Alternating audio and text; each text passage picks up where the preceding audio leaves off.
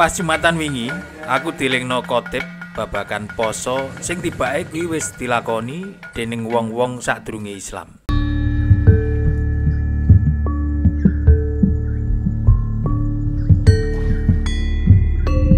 Ya ayyuhalladzina amanu kutiba alaikumusyamu kama kutiba alal ladzina min qablikum la'allakum tattaqun. He wong-wong sing duwe iman, diwajibno marang sira kabeh poso kaya dene diwajibno poso marang wong-wong sadurunge sira ben sira mituhu utawa takwa.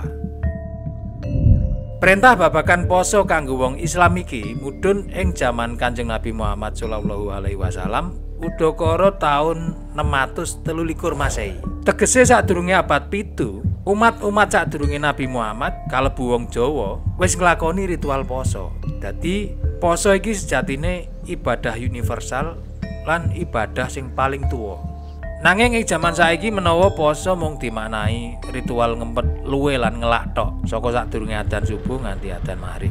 Sejatine poso kuwi nduweni makna sing luwih jero. Ora mung ngekang nafsu mangan lan ngombe tok, nanging uga nafsu seks, nafsu serakah lan nafsu amarah. Nafsu kuwi mau alamiah manggon ing sedulur papat sing kudu dijak marang kebecikan. Ben cahya sing mlebu ning awake dhewe lewat bolongan sanga iso apik lan awake dhewe dadi pancer. Saka kene awake dhewe iso paham kenapa wong jaman dhisik kuwi akeh sing sekti.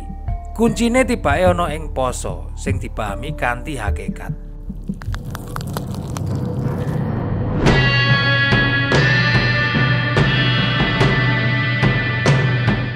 Wong-wong kondang ing tanah Jawa kayata Sunan Kalijaga lan para wali liyane uga sregep poso. Syekh Jangkung sing kondang jaduke kuwi uga sregep poso lan tirakat. Sunan Geseng poso, Ki Ageng Pengging iso duwe putra Joko Tingkir merga wani poso. Ki Ageng Pemanahan bapake Panembahan Senopati uga poso nalika mbukak alas Mentao. Lan Panembahan Senopati dhewe ing Serat Wedotama uga disebutake sregep poso. Nganti ngadeke Mataram Islam sing dadi kerajaan gedhe. Mula sapa wonge sing pengen diunggahake derajate ing jaman biyen diawiti saka nglakoni poso. Sadurunge jaman Islam, wong-wong Jawa kuno sing nganut kapitayan Hindu lan Buddha uga nglakoni poso. Poso iku asale saka tembung Jawa kuno pasa lan upawasa. Pasa kuwi tegese belenggu, rantai utawa ditaleni, dene upawasa tegese ngempet mangan, ngombe lan ngumpuli bojo. Upawasa banjur dimodifikasi dadi puasa lan pasa dadi poso. Ing endi ing era Mataram Islam tembung sing nganggo aksara A diwaca O. Hanacaraka dadi Hanacaraka. Pasa dadi poso. Ing kawruh Hindu, upawasa kuwi minangka bagian saka brata. Upa kuwi nyedak, wasa kuwi sang widiwasa utawa sing kuwasa. Dadi upawasa kuwi nyedak marang sing maha kuwasa.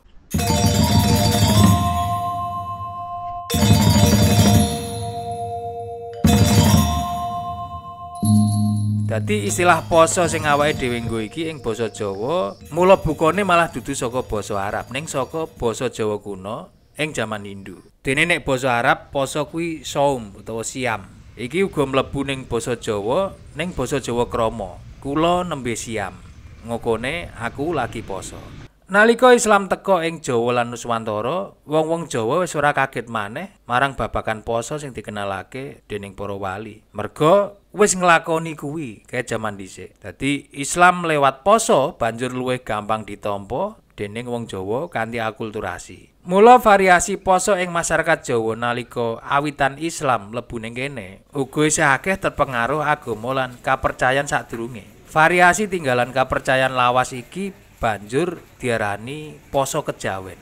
Nanging tibake poso-poso kejawen sing dilakoni dening wong-wong Mataram Islam kuwi uga duwe isi hakikat sing padha karo Islam. Dadi bid'ah orane kuwi gumantung saka niat lan saka pemahaman hakikate. Iki penting tak aturake dhisik sadurunge aku nyebutake pitung poso kejawen mengko ben sampean ora keliru memahami.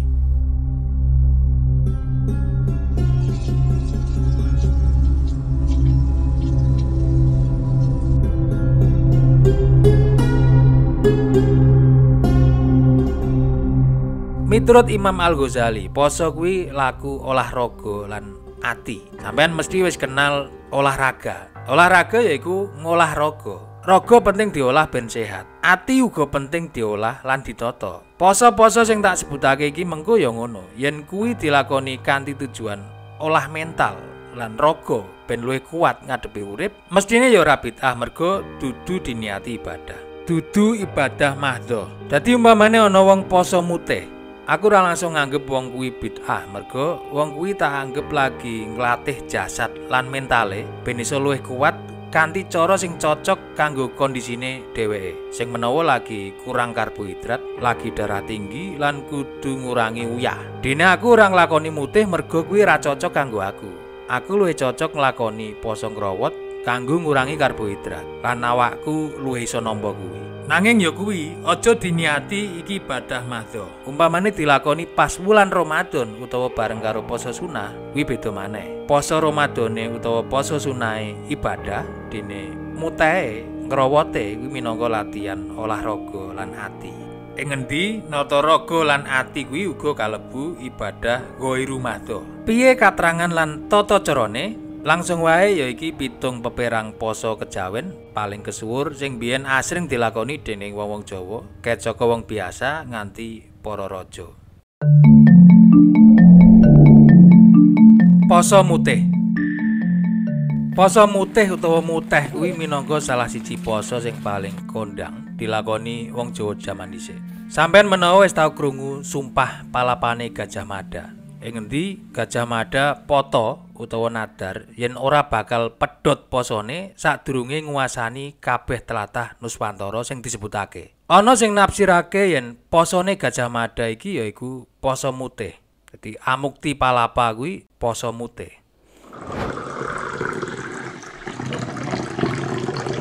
Ing tradisi poso iki, wong sing lakoni ora oleh mangan apa wae kejaba sega putih lan ngombene banyu putih. Ing jaman Jawa Anyar nalika era Demak, Pajang lan Mataram Islam, cara nglakonine dikombinasi karo cara posone wong Islam, yaiku sahur sadurunge subuh lan nembe buka nalika maghrib. Nanging sahur lan bukane mung oleh mangan sega lan ngombe banyu putih. Banyu putih maksudnya dudu susu nanging banyu bening. Segone uga dipangan putihan tok. Ora nganggo jangan utawa sayur lan ora nganggo uyah, gula, bumbu liyane utawa kecap. Mung sega putih tok. Yen dideleng saka carane, mula umpamane ana sing arep nglakoni poso iki, poso mutih iki cocok kanggo wong sing duwe darah tinggi utawa kolesterol dhuwur. Mergo sakjroning poso, awake dhewe blas ora kambon uyah. Uyah sing iso marakno tensi dhuwur lan blas ora mangan daging utawa protein sing marakno kolesterol dhuwur. Yen mung mangan sega tok tanpa poso, mula iki ora cocok kanggo wong sing gulane dhuwur utawa diabetes. Mergo malah iso tambah ndadi. Dadi apike dibarengi karo poso. Poso mutih sing mung sahur lan buka sega tok iki otomatis ndadekake awake dhewe mung oleh sumber energi saka karbohidrat tok. Mula kanthi kecukupan energi lan kanggo wong normal, poso iki ora masalah mergo sega ancen minangka sumber karbohidrat sing dadi panganan pokoke wong Jawa. Nanging kanthi jangka panjang iki iso ndadekake wong sing nglakoni dadi kekurangan nutrisi liyane. Mula biasane mung dilakoni ing saperang wektu tok, kayata 3 dina utawa paling banter 40 dina. Kanthi filosofi, poso iki duwe tujuan kanggo melu ngrasakno uripe wong liya sing mung iso mangan sega tok tanpa lawuh lan tanpa tambahan bahan liyane. Efeke ya awake dhewe bakal luwih peka ing babagan sosial, ora sombong lan duwe ati sing putih resik kaya sega putih lan jiwa sing bening kaya banyu sing diombe. Poso ngepel.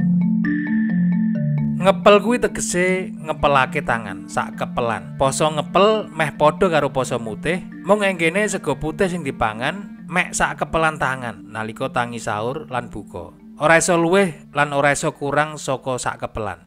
Kepelan tangan uga kudu kepelan tangane dhewe. Ora kena tangane wong liya. Poso iki uga diarani poso putih ngepel. Tingkatan poso sing luwih dhuwur timbang mutih. The next level poso mutih. Poso iki biasane uga dibarengi karo njaga wudu. Dadi misale ngentut, mula ya kudu wudu meneh. Lan poso iki akeh dilakoni dening keluarga kraton, kalebu kraton Kasepuhan Cirebon sing nate tak tekani.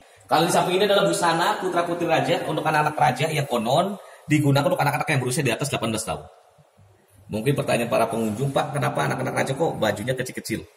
Ya. Karena dahulu anak raja kalau makan dalam satu hari hanyalah satu kepala nasi jamblang. Kenapa satu kepala nasi jamblang? Ini mengajarkan kepada anak raja supaya dewasa harus dapat merasakan penderitaan rakyatnya di bawah.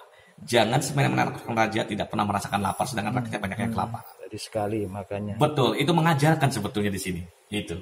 Padha karo poso mutih, poso iki cocok kanggo wong sing duwe darah tinggi lan kolesterol dhuwur. Kanthi filosofi, poso iki duwe tujuan kanggo melu ngrasakno uripe rakyat jelata sing kekurangan beras lan sing mung iso mangan sego tok tanpa lawuh lan tanpa tambahan bahan liyane. Efeke para penggede lan sapa wae sing nglakoni iki bakal iso luwih peka ing babagan sosial, duweni rasa welas asih, ora gampang pamer, duwe piandel, tatak atine serta duwe wibawa lan harisma. Poso nganyep. Poso iki mung mangan panganan sing digodhog lan dikukus. Bahan panganan sing dipangan iso ae arupa sego, umbi-umbinan, iwak, tempe utawa sayuran. Miturut jenenge kuwi mau nganyep, mula bahan sing dimasak uga ora oleh kambon bumbu kaya uyah, gula lan sapanunggalane. Saengga panganan sing dipangan rasane anyep, mula diarani poso nganyep. Poso nganyep dilakoni wiwit maghrib nganti maghrib meneh tanpa sahur. Yen miturut Islam ora sahur kuwi ya ora apa-apa, mung ora oleh ganjaran sunah. Padha karo poso mutih, poso iki cocok kanggo wong sing darah tinggi lan duwe kolesterol dhuwur, utamane kolesterol jenuh kayata trigliserid. Merga kabeh dikukus lan digodhog, mula kabeh panganan sing mlebu ning awak uga ora kambon minyak, ora kambon santen, gula lan uyah, dadi luwih sehat. Kanthi filosofis, poso iki duwe tujuan kanggo ningkatake rasa syukur. Merga sakwise poso, kabeh panganan sing mlebu ning cangkem rasane dadi luwih enak, tikel-tikel dibandingno sadurunge. Poso ngrawat. Beda karo poso mutih, poso ngrawat yaiku ora mangan sego lan kabeh panganan sing asale saka beras. Kanggo gentine yaiku mung oleh mangan umbi-umbinan lan banyu. Umbi sing dimaksud yaiku kayata telo rambat, pohung, kentang, uwi lan liya-liyane. Poso ngrawat iki minangka poso sing wis tak lakoni 3 taunan luwih. Ning mergo aku kangelan golek telo, mula aku mung mangan sayur, iwak, daging utawa ndok. Ing pungkasan bojoku sing uga melu ngrawat awit blonjo online kanggo golek porang lan iles-iles sing wis diolah. Dadi aku ya melu nunut mangan kuwi.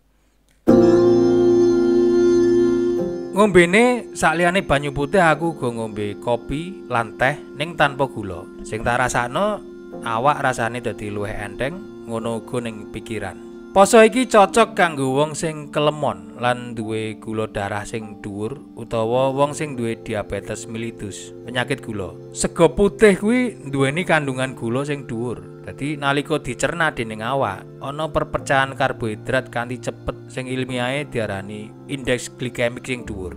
Mula sego putih iki kudu ditinggal kanggo ngedunake gula darah. Poso ngrawat justru ora ndadekake sampean dadi krasa sering luwe, merga sing dipangan indeks glikemike rendah.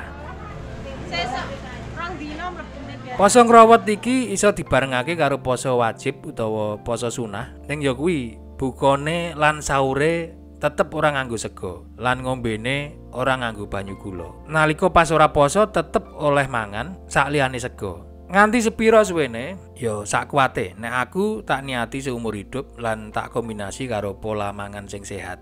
Kanthi filosofis, poso iki ditindakake kanggo nguwatake batin lan minangka simbol prihatin sekaligus syukur. Poso iki ngilingake yen mangan kuwi ora mesti sego. Ana liyane sing iso dadi gantine beras, kayata umbi minangka panganan lokal kanggo masyarakat Indonesia. Ing jaman biyen yen kekurangan beras, wong-wong padha ngrawat kanthi mangan umbi-umbinan. Iki uga ngelingake yen pangeran kuwi sugih lan panganan pokok kuwi ora mung beras tok.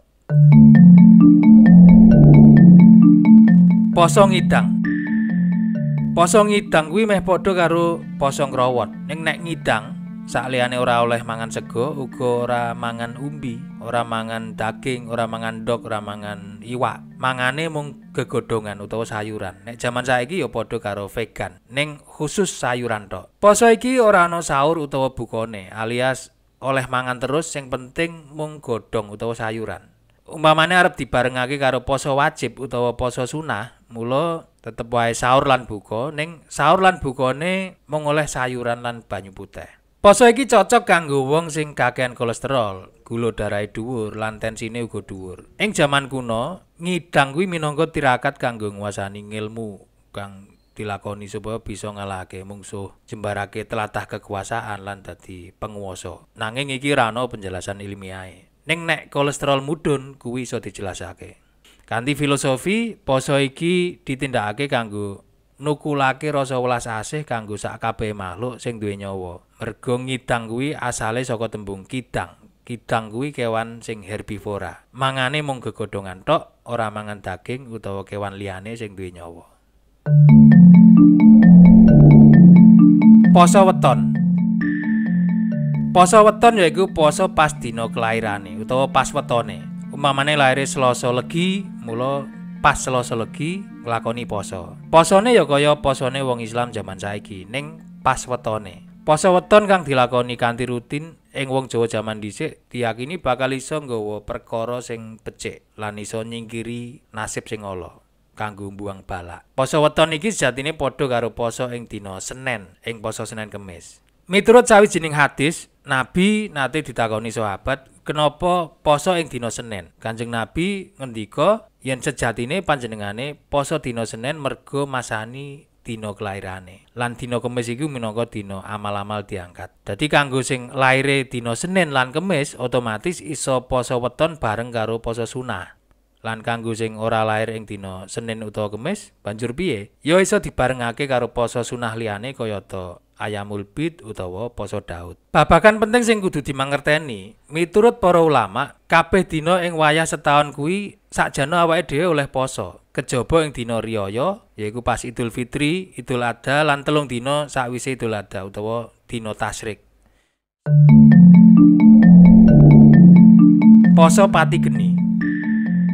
Iki minangka poso sing paling abot ing tradisi laku kejawen, yaiku poso kaya wong poso biasane nanging ora oleh kambon srengenge utawa lampu lan nyepi ing jero kamar dhewean sedina muput. Ing jero kamar wong sing lagi poso iki uga ora entuk nglakoni perkara liyane, kejaba mung ndedonga lan nyuwungna pikir. Uripe awake dhewe iki bendinane ancen banget ramene. Soal urusan golek duit, soal utangan, soal anak, soal bojo, soal pilihan petinggi, soal drek-drekan calon presiden lan liya-liyane. Mula kadang awake dhewe butuh mandeg sedelok kanggo ngenepno pikir. Ngadoh saka rame-rame kuwi mau kabeh kalebu mateni HP lan kabeh urusan donya. HP iki ya penting nek arep poso iki. Kanggo sampean sing pengen nglakoni luwih enteng sih sebenarnya poso mateni HP. Iki wis meh padha. Sampeyan iso jajal sedina tanpa HP. Lan coba engko bandingno rasane. Kanthi filosofis, poso pati geni iki iso nguripake keprigelan kontemplasi, iso nguripake keprigelan maknani kedadean, lan iso nggawe keputusan sing apik. Quran mudhun pisanan uga nalika Kanjeng Nabi nembe nyepi lan poso ing Guwa Hira. Lelakune Kanjeng Nabi Muhammad ing jero guwa iki sejatine uga meh padha karo kawruh tapa brata lan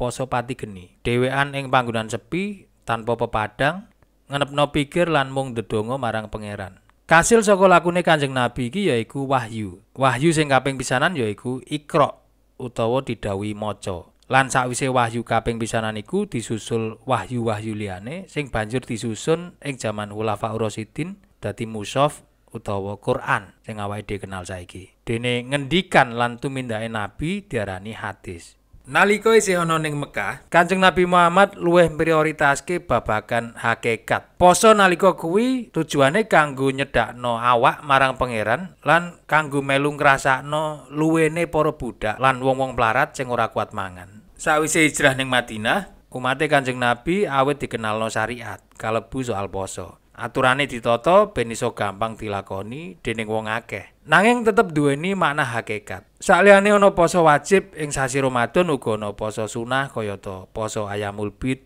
poso Daud, poso Senin Kemis, poso Nisfu Sa'ban, poso Syawal lan poso liya-liyane. Kuat lan sehat kuwi pondasi utama kanggo nggayuh kasekten. Sakwise kuat lan sehat fisik, banjur uga dibarengi gelem tirakat, ngresiki hawa sanga saka nafsu ala lan nyuwun marang sing gawe urip. Mula nalika ana kangelan lan bebaya, awake dhewe bakal tansah oleh pitulungan sing ora dinyono-nyono saka pangeran. Kedadian iki sing kanggo wong awam diarani kasekten. Sing sejatine kuwi mau maunah. Sing sumbere dudu saka awake dhewe nanging langsung saka pangeran. Dudu awake dhewe sing kuat lan sekti, ning mergo ditulung. Kenapa ditulung? Ya mergo wis disayang dening Gusti Allah. Wis maiyatullah. Kabeh lakune tansah dibimbing dening Gusti Allah. Ditambah pakulinan lan kapercayan sing kuat, ndadekake apa sing dibatek bakal bisa kawujud. Ing video sabanjure aku bakal mbahas luwih lengkap babagan tirakat sing iso nglengkapi tirakat poso iki. Sing tak arani tirakat 5 pancer. Iki sambungan video sedulur papat 5 pancer jaman dhisik sing wis tau tak gawe.